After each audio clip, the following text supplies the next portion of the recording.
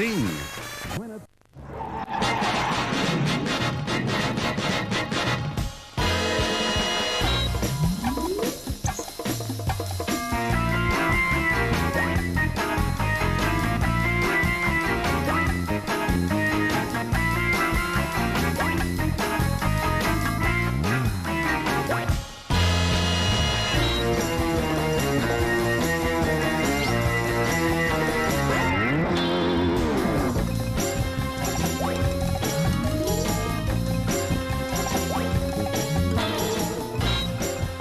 Ladies and gentlemen, and welcome to Mondo Thingo. Tonight, all you ever wanted to know about the Logies but were too intelligent to ask. Lights, camera, orgasm, what women want. And how many memorable movies can you remember?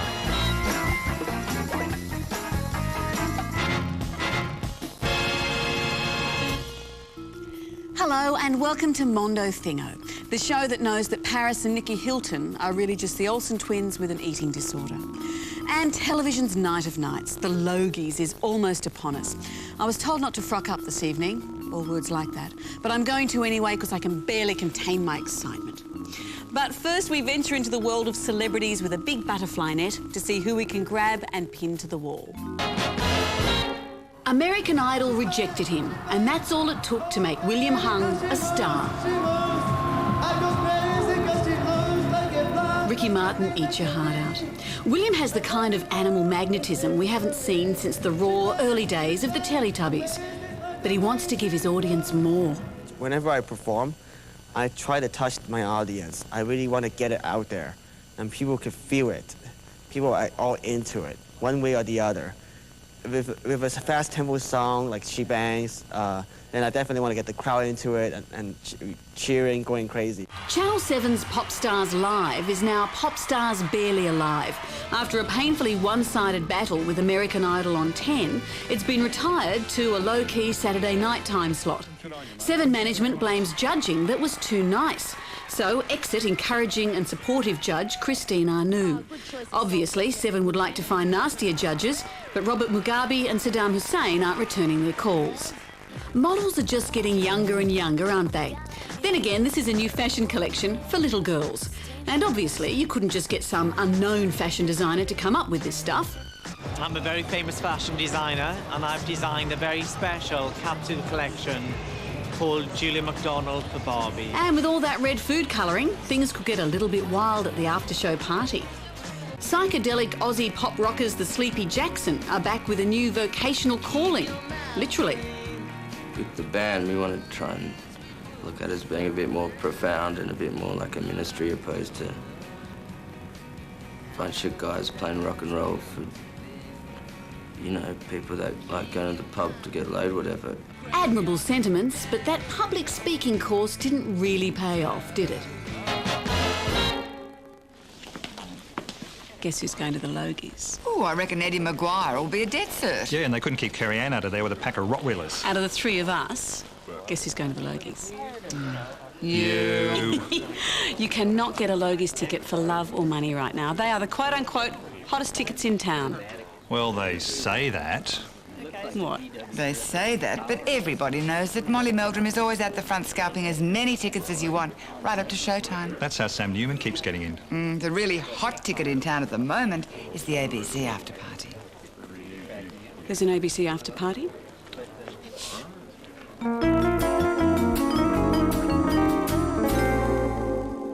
In the US, it's the Emmys. In the UK, it's the BAFTAs.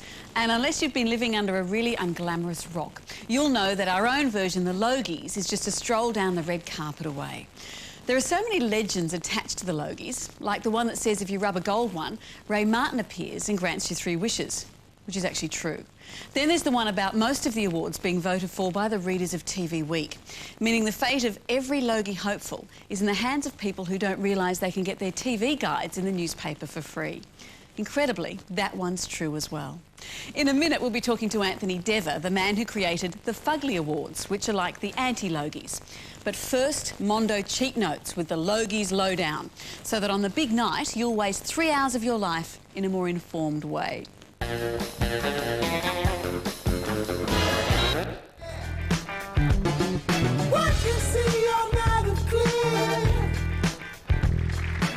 Just 3 years after television went to air in Australia, it was decided TV types deserved a pat on the back. The awards were supposed to become Australia's equivalent of America's Emmys. Graham Kennedy won the first Star of the Year award. And it proves one thing. I'm brilliant. Ron Kennedy. I would like to thank me for being a grand little performer. The gold Logie winner is Graham Kennedy. Shining star it's if you know. Shining watchful light on you. Give you strength to carry. Rumours have often circulated about stations or personalities who have supposedly tried to win by purchasing multiple copies of TV Week and sending in large numbers of identical entries.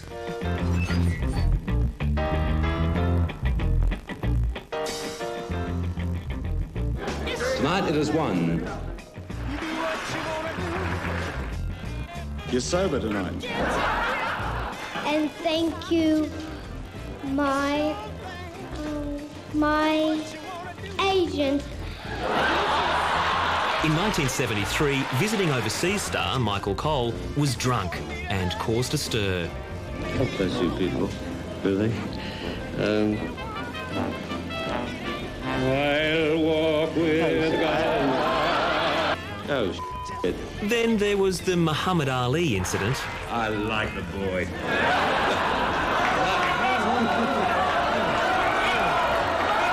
I'm sorry, Muhammad.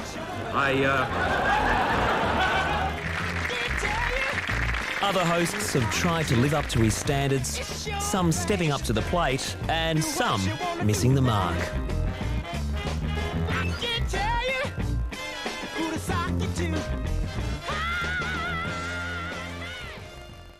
In 1976, Norman Gunston won the Gold Logie. This was the only time it was awarded to a fictional character, rather than to the actor portraying him. Yes, I get a feeling like this. I get a wishing that there were two of you. My heart cries out. We have no idea where Neil Armstrong and Buzz Aldrin keep their Logie, but can't imagine it would be next to their moon rocks.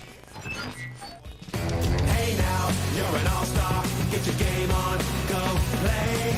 Hey now, you're a rock star. Get the show on. Some people struggle respecting the Logies. You know, it's actually a bit tense this late in the proceedings because we've been drinking for a really long time. Welcome all to the 42nd Logies. God, if only they were that long. It's a great thrill to receive an award like this. Not this one, obviously, but awards like them. I'd just like to say quickly that I really think I deserve this award. Compared to the other loser actors that were nominated, there was never any doubt in my mind that I'd piss this in. And remember, if you're watching the Logies this week, make sure you stay awake until the end. You're sure to catch some really dodgy celebrity dancing.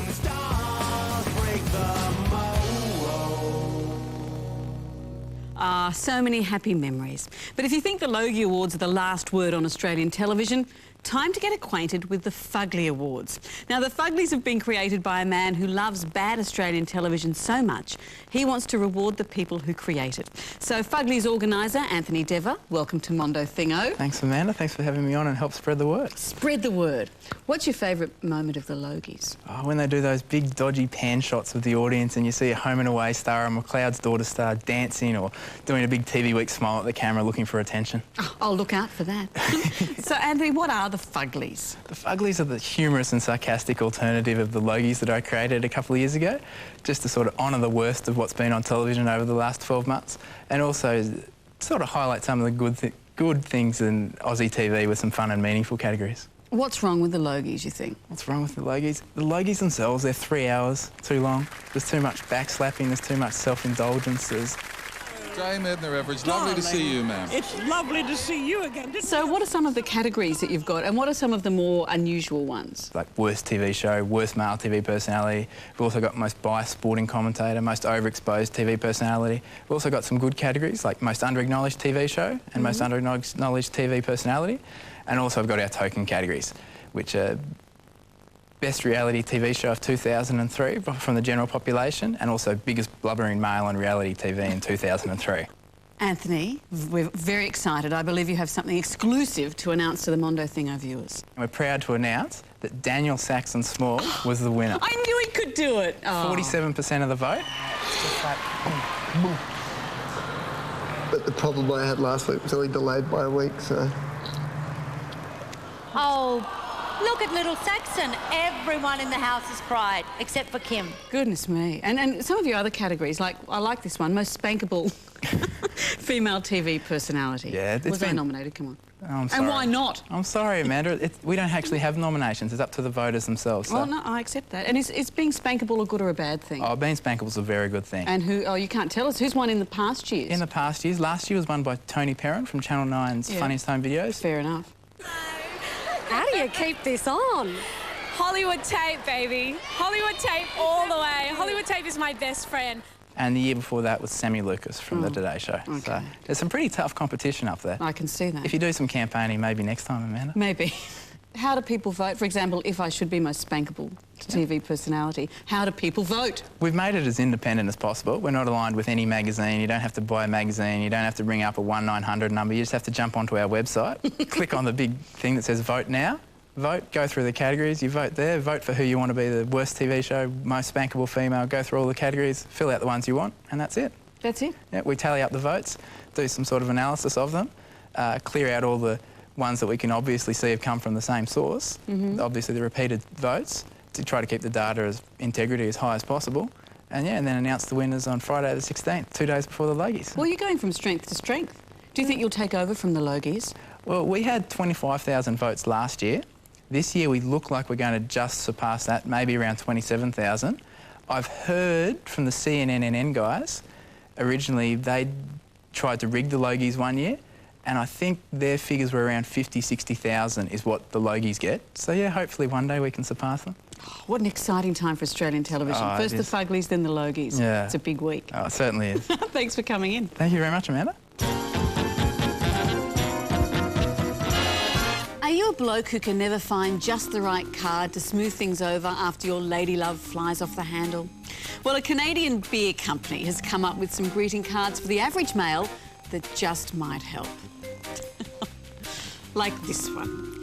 For a very special lady on the day after her birthday.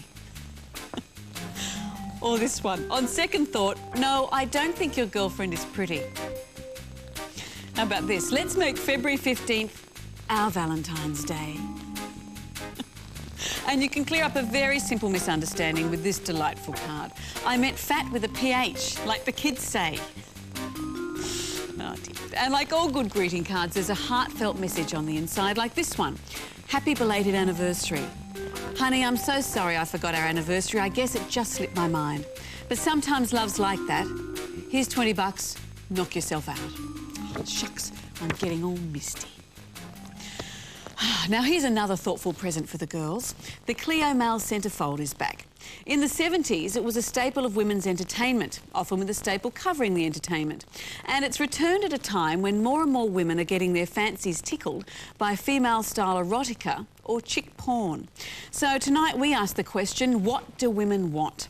And if it can't be George Clooney as a rampant TV repairman who also likes to go shopping, then what's the point?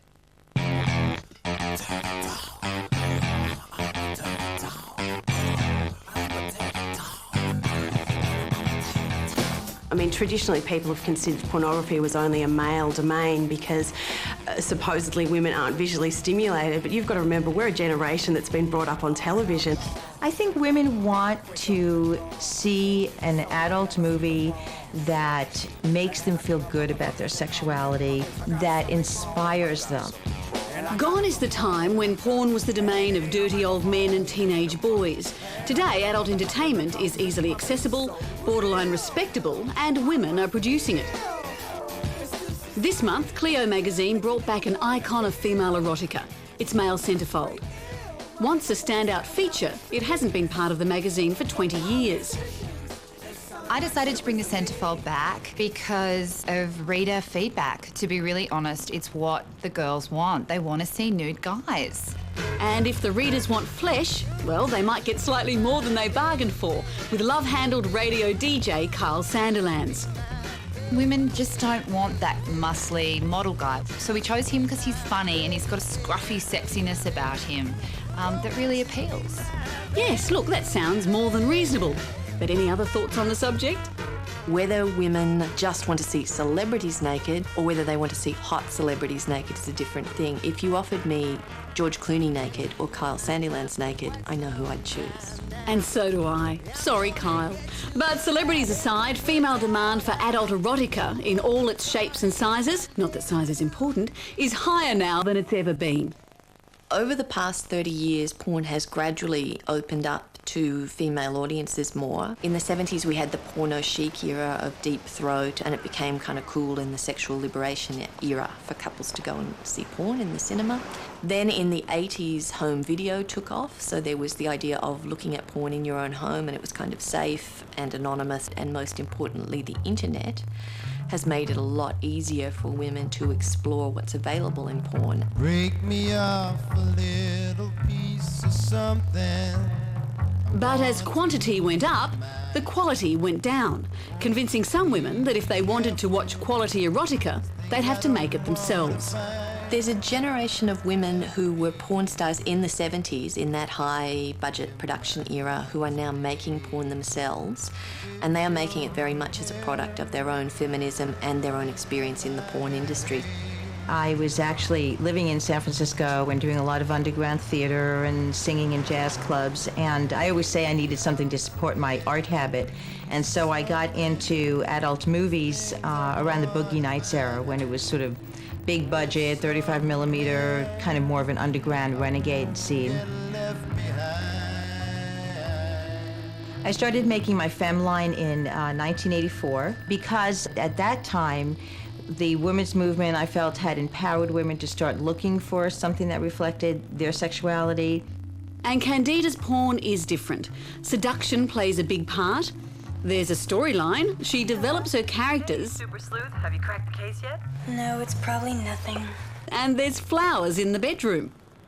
When I direct my movies, my main aim is to try to create a realistic scenario with real people, real stories. But this is an erotic movie. Right. You have to take your clothes off. That would be pretty embarrassing. I don't think I can do that. And also to give it a context. Why these people here? Why are they going to make love together? And that should be reflected in what they actually do in the scene and what people see.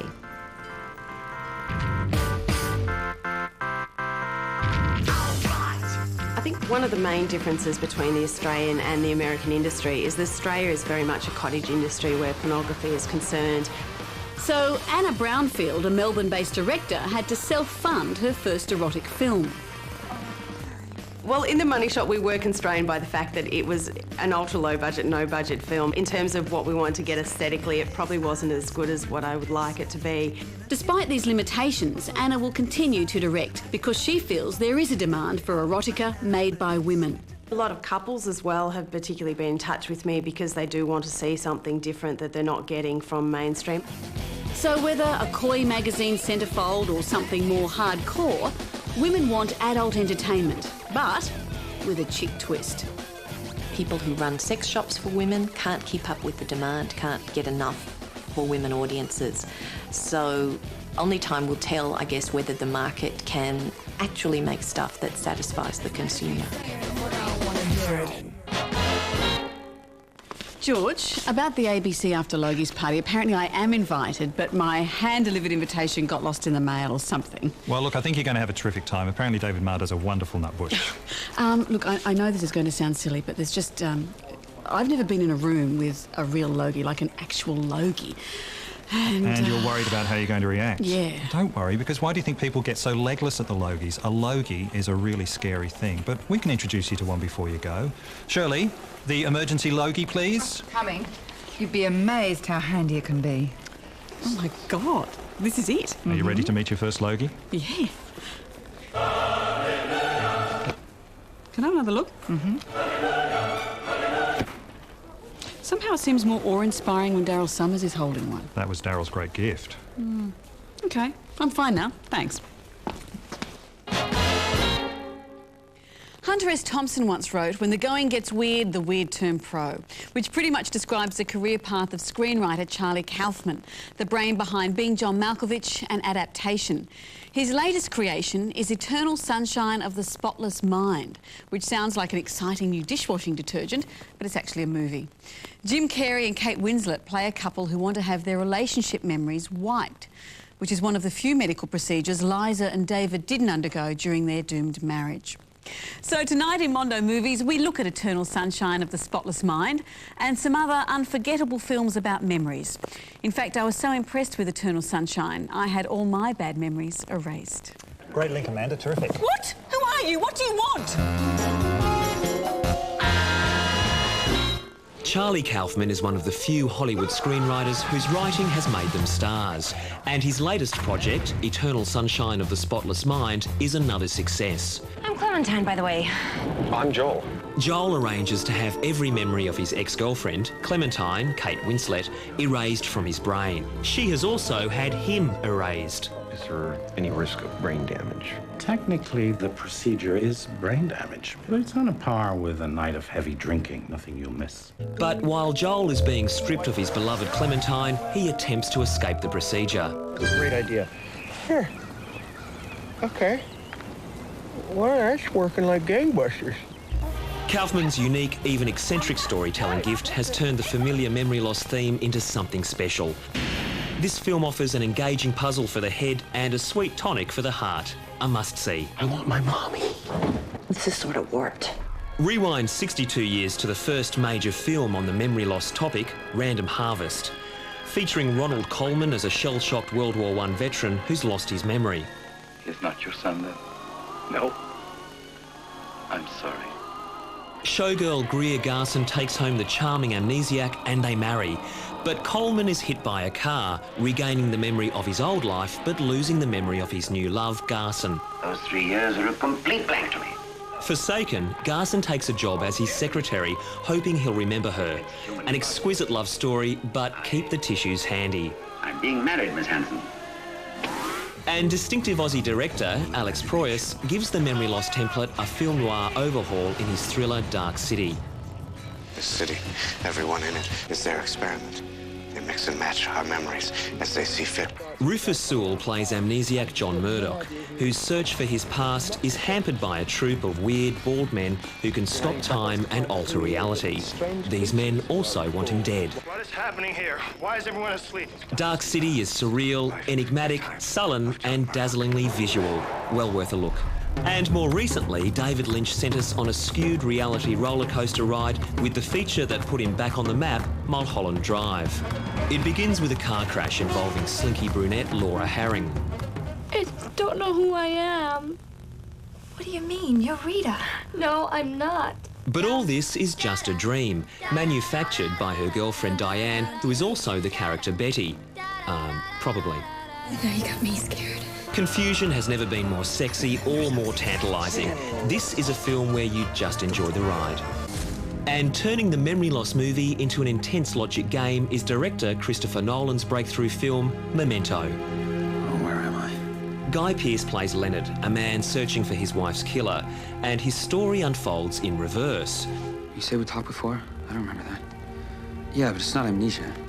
I remember everything up until my injury. I just can't make new memories. Alternate scenes of black and white and colour help make sense of the narrative, but still total viewer concentration is essential. I can say whatever the fuck I want, and you won't remember. We'll still be best friends. The rest is for you to find out. A challenging but very clever film. A film about memory loss can also be about love and murder and betrayal, but some of them have an extra trick, the trick of bringing back audiences for a second look to try and figure out what the hell was going on. And then he put it in the in tray and said, let accounts put an acquisition form P98 on that. Amanda, are you okay? I just found out who I'm walking up the red carpet with at the Logies. Not Kerry O'Brien, I take it. No, not Kerry O'Brien. It's one of the bananas. Oh, B1 or B2? B1. Oh, the dark brooding banana.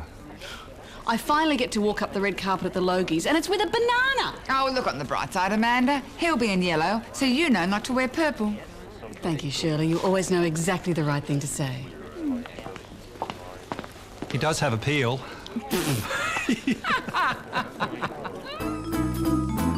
Next week, Queer Eye on Big Screen Aussie Stars, why we love ourselves on screen, and the men who love the smell of two-stroke in the morning.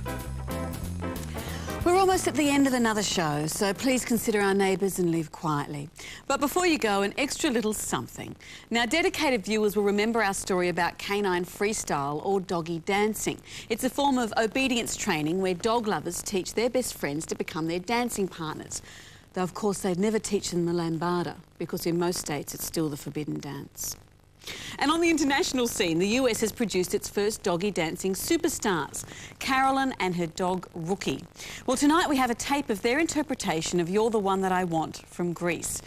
Yes, it's very impressive, but I'm sure Rookie would have had a much harder time of it if he'd had to wear Olivia's tight black leather pants.